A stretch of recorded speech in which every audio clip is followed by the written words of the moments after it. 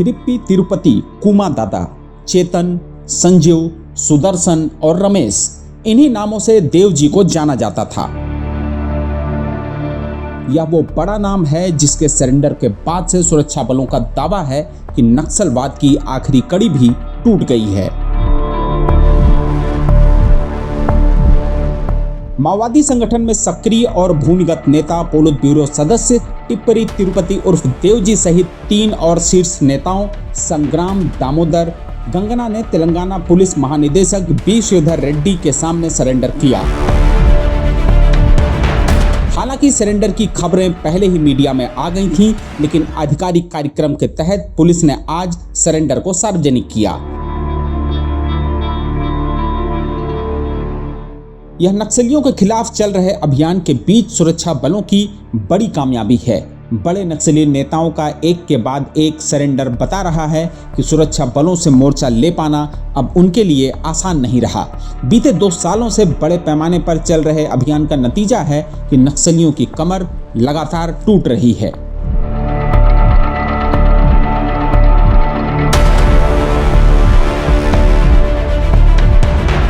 पैंसठ साल की उम्र में सीपीआई माओवादी के पूर्व महासचिव और पोलित ब्यूरो सदस्य देव जी ने मुलुगु जिले में हथियार डाल दिए हैं।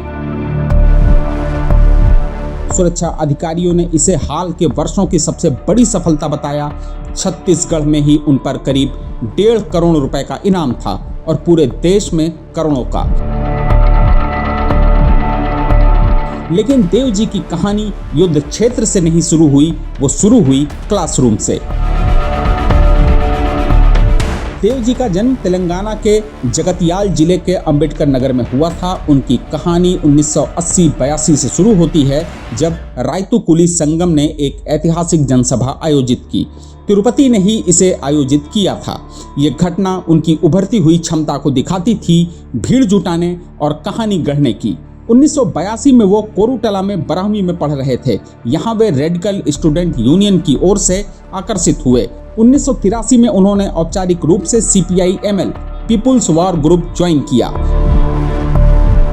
जल्द ही पार्टी ने उन्हें दंडकारण्य भेज दिया और इसी फैसले ने उनकी राहें तय कर दी। करीमनगर से सिरोंचा इलाके तक देव जी ने माओवादी पार्टी में आयोजक के रूप में काम किया। महाराष्ट्र के गढ़चिरौली में उन्होंने करीब 15 साल बिताए। वहां डिविजनल कमेटी के सदस्य बने। 1993-94 तक वे दंडकारण्य स्पेशल जोनल कमेटी में चुन लिए गए, जो मध्य भारत में संगठन की कोर लीडरशिप में उनकी भूमिका को मजबूत करता था। 1980 और 90 के शुरुआती दशक में उन्होंने पार्टी नेटवर्क बनाने पर फोकस किया, लेकिन 1990 के मध्य तक की विचारधारा बंदूक की ओर मुड़ चुकी थी। लेकिन 1990 के दशक तक देव जी विचारधारा से सैन्य रणनीति की ओर शिफ्ट हो चुके थे। 1996 में जब माओवादियों ने दंडकारण्य में अपना पहला प्लाटून बनाया तो देव जी उसके पहले कमांडर बने।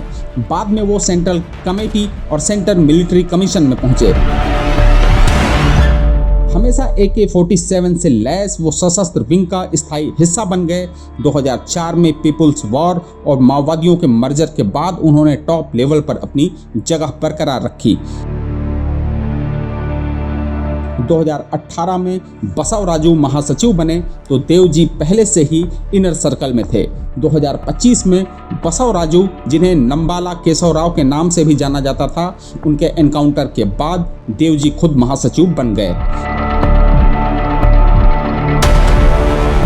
दक्षिण बस्तर बेल्ट के रणनीतिकार के रूप में देव जी ने तेलंगाना, छत्तीसगढ़, महाराष्ट्र और दंडकारण्य में ऑपरेट किया। उन्होंने कैडेट्स को ट्रेनिंग दी और एम्बुश डिजाइन किए। सरकारी डॉजियर में उन्हें सेंट्रल मिलिट्री कमीशन के कोर सदस्य के रूप में बताया गया है। 15 मार्च 2007 होली के ठीक 3 दिन बाद आधी रात को बीजापुर के रानी बोदली गांव में 55 CRPF जवान कैंप में सो रहे थे। 3 ग्रुप्स ने कैंप को घेरा। गन फायर और विस्फोटकों ने शांत रात को अशांत कर दिया। 4 घंटे तक यह सब चला और सुबह होते होते कैंप पूरी तरह जलकर राख हो चुका था। हालांकि एक महिला कमांडर ने इसे अंजाम दिया, लेकिन आधिकारिक सूत्रों का मानना है कि प्लानिंग और रणनीति के पीछे देवजी का ही हाथ था। ये हमला सलवा जुडूम के ऑपरेशन के पीक पर राज्य को क्रूर संदेश देता था, जहां आदिवासियों को स्पेशल पुलिस ऑफिसर्स बनाकर माओवादियों से लड़वाया जा रहा था। फिर ताड़मेटला का विस्फोट।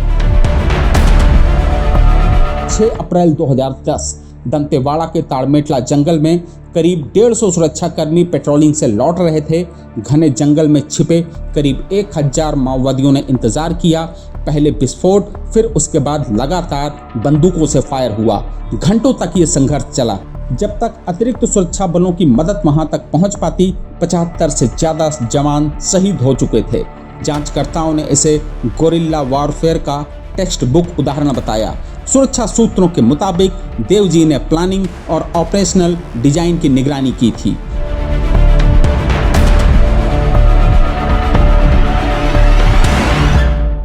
देवजी दशकों तक अंडरग्राउंड रहे, कभी फोटो नहीं खिंचवाई, लेकिन हमेशा घूमते रहे। लेकिन 24 फरवरी 2026 को सब कुछ बदल गया। तेलंगाना में देवजी ने स्पेशल इंटेलिजेंस ब्रांच और जिला अधिकारियों की मौजूदगी में सरेंडर किया।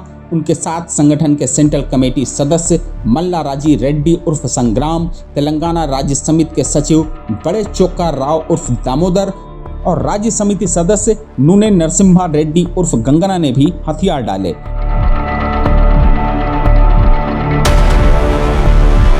कुल 20 से 40 कैडरों ने मुख्य धारा ज्वाइन की। ये सरेंडर केंद्रीय गृह मंत्री अमित शाह द्वारा घोषित 31 मार्च की डेडलाइन से कुछ हफ्ते पहले हुआ है, जब माओवाद के खिलाफ निर्णायक कार्रवाई की बात की गई थी। मैं सबसे पहले एक बात इस सदन में जिम्मेदारी के साथ बताना चाहता हूं। 21 मार्च 2026 को इस देश से नक्सलवाद समाप्त।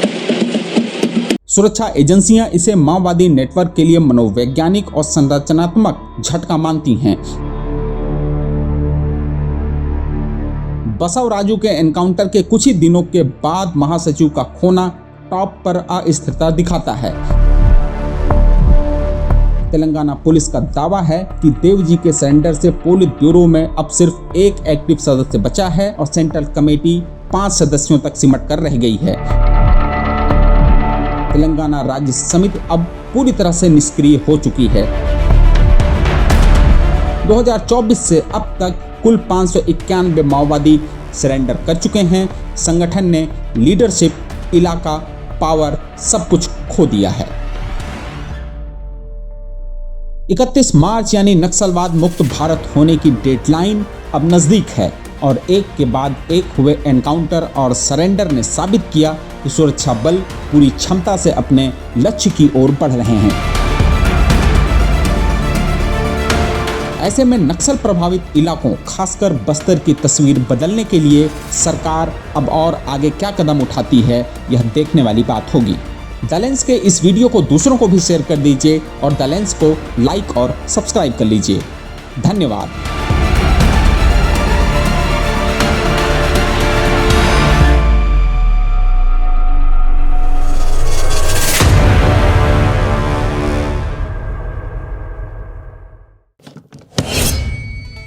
देश दुनिया की रखी खबर हर रोज हर शाम कानो कान सुनते रहें द लेंस पॉडकास्ट। रही अपडेट लेंस के साथ।